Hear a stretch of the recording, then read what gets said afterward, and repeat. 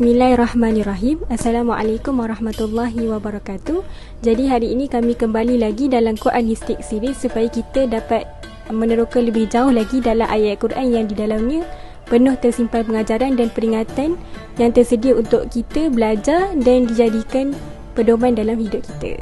Jadi hari ini saya akan berkongsi salah satu cerita dalam juzuk 16 daripada ayat 71 hingga 82 di dalam surah Al-Kahfi. Jadi surah Al-Kahfi ni kita akan selalu baca pada setiap hari Jumaat sebab dia mempunyai banyak fadilatnya, dan di antara fadilatnya adalah untuk melindungi kita daripada fitnah Dajjal. Dalam surah Al-Kahfi ni ada 4 cerita yang Allah sebutkan, iaitu yang pertama kisah Ashabul Kahfi, kisah yang kedua adalah kisah 2 orang pemuda bertani, kisah yang ketiga adalah kisah Nabi Khidir dan Nabi Musa, dan yang keempat adalah kisah Dzulkarnain. Jadi antara 4 kisah ini saya nak pilih cerita yang ketiga, iaitu kisah Nabi Khidir dan Nabi Musa. Jadi kisah Nabi Khidir dan Nabi Musa ni sebenarnya sangat famous, dan ada antara kita yang selalu je dengar time kecil-kecil dulu kan. Dan sebenarnya kita boleh juga baca cerita ni dalam surah Al-Kahfi itu sendiri. Jadi disebabkan tu saya nak cerita 3 pengajaran yang kita boleh ambil daripada kisah Nabi Khidir dan Nabi Musa ni. Cerita ni bermula apabila Nabi Khidir ni bertemu dengan Nabi Musa kan, dan tujuan pertemuan diorang ni adalah sebab Nabi Musa nak mempelajari ilmu, nak menuntut ilmu daripada Nabi Khidir. Jadi dekat sini kita boleh ambil yang even dah jadi Nabi sekalipun Nabi Musa tetap nak menuntut ilmu, apalagi kita ni kan. Okay, jadi Nabi Khidir pun bersetujulah untuk mengajari Nabi Musa ni ilmu, tapi dengan syarat Nabi Musa kena ikut je dan jangan mempersoalkan apa-apa pun. Jadi bermula pengembaraan Nabi Musa untuk menuntut ilmu bersama Nabi Khidir. Jadi scene yang pertama yang Allah letakkan dalam Quran adalah apabila Nabi Musa dan Nabi Khidir ni tengah menaiki sebuah perahu, dan tiba-tiba dalam duduk perjalanan dalam perahu tu, tiba-tiba Nabi Khidir telah menebuk lubang pada salah satu papan dekat perahu tersebut. Jadi Nabi Musa ni macam pelik lah, kenapa nak tebuk kan, nak bagi tenggelam kan, sebab bila tebuk kan air boleh masuk.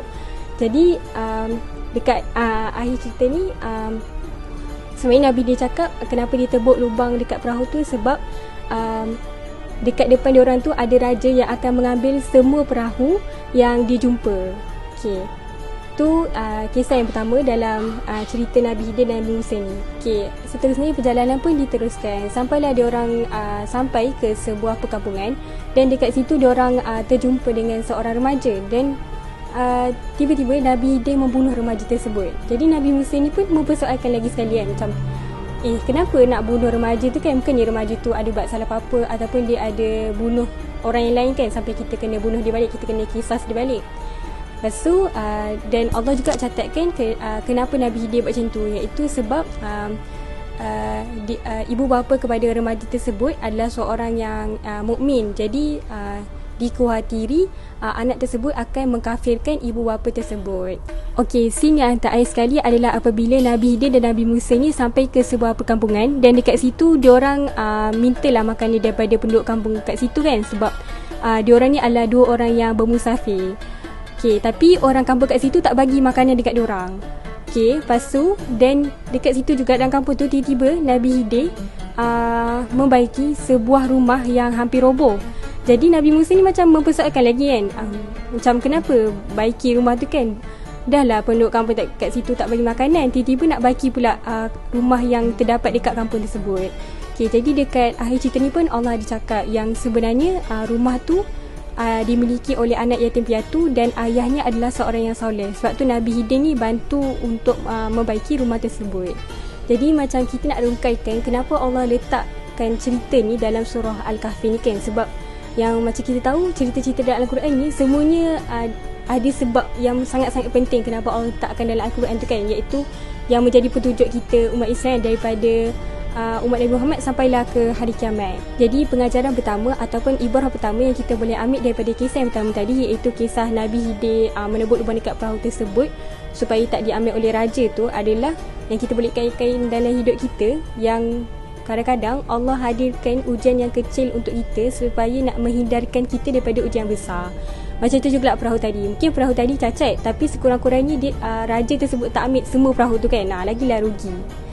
Okey, pengajaran yang kedua pula daripada kisah yang kedua, iaitu kisah Nabi Khidir membunuh remaja tersebut sebab takut remaja tersebut akan mengkafirkan ibu bapa dia yang mukmin tu kan.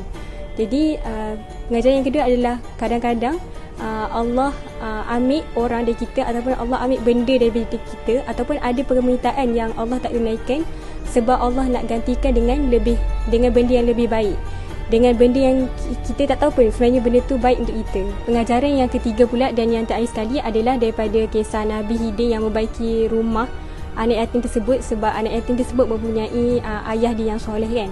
Okay, apa pengajaran kita boleh ambil adalah orang yang soleh ni Allah jaga daripada sewaktu dia hidup lagi sampailah dia meninggal kan.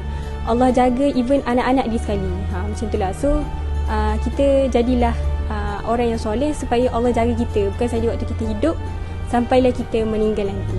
Jadi itulah antara 3 pengajaran yang kita boleh ambil daripada kisah Nabi Hidin dan Nabi Musa ni. Dan semoga kita sentiasa mencari masa ataupun memperuntukkan masa untuk kita belajar ayat Quran ni kan. Sebab Al-Quran ni lah torchlight kehidupan kita dekat dunia ni sampailah hari akhirat nanti. Jadi itu saja. Ramadan Mubarak. Assalamualaikum warahmatullahi wabarakatuh.